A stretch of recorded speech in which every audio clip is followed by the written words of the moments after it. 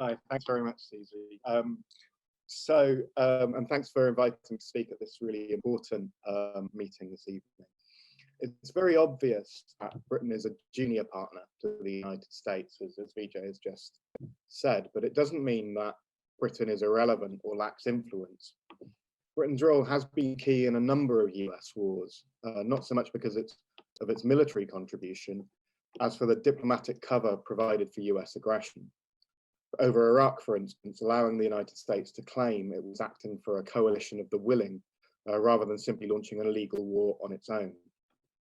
And Britain can even, despite its junior status, act as an outrider for the most aggressive sections of the US ruling class and influence US actions. Tony Blair was more gung-ho than Bill Clinton on launching the war against Yugoslavia in 1999. And to an even greater extent, British and French aggression played a role in convincing an initially skeptical Barack Obama to destroy Libya in 2010 to 11. Conversely, David Cameron's defeat by Ed Miliband in a parliamentary vote on war on Syria in 2013 held back the US from a full invasion of that country. So what we do in Britain and the strength of the peace movement in Britain really does matter. It appears at the moment that Britain is playing a sort of incitement to violence role as far as the war in Ukraine is concerned. Britain has been a subservient partner so far in the new Cold War on China, following the US lead when it comes to decoupling trade, inflicting fairly serious damage to our own infrastructure and development by cancelling part completed projects like the 5G upgrade because of US instructions not to work with Chinese companies. With the EU and Canada, it has parroted Washington's allegations about Chinese policies in Xinjiang and coordinated sanctions on China. This hampers cooperation on global problems like climate change, especially since China is the world leader in green technology and renewable energy.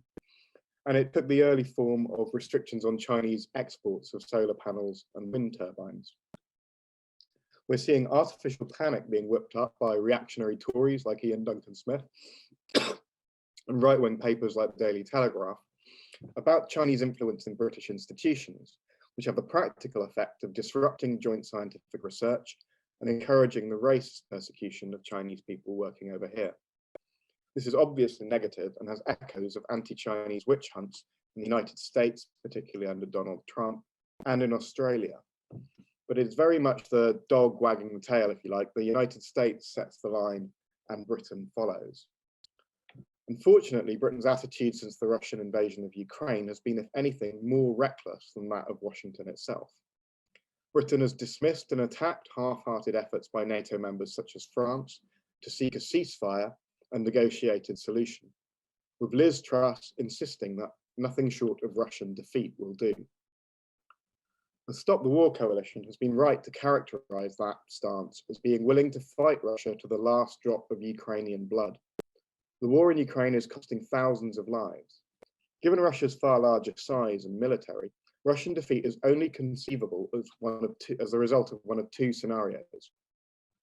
The result of a full-on clash between Russia and NATO, which would likely go nuclear and could wipe out much of the human race and leave Europe an uninhabitable wasteland, or by the gradual sapping of Russian morale through inflicting heavy losses in a long war. The latter is evidently current US policy, but it rests in being willing for Ukrainians and Russians to keep dying in this conflict for years to come. It should be utterly unacceptable to everyone on the left, whatever their view of the Russian state. While the US appears committed to this policy, summoning arms firms to the Pentagon to spur them on to developing new technologies for its long proxy war with Russia, Biden has shown some awareness that escalating the conflict has risks. The US ruled out a no-fly zone that would have involved shooting down Russian aircraft when British politicians were flirting with one. In supplying medium-range missiles to Ukraine, Joe Biden did ask for guarantees, probably not worth very much, that they would not be used to attack targets in Russia, while Britain's defense secretary stated explicitly that Ukraine would be entitled to use our weaponry to attack Russia. Here we see a really dangerous role being played by Britain, because the acts of politicians don't all take place according to some master plan, but they are influenced by each other.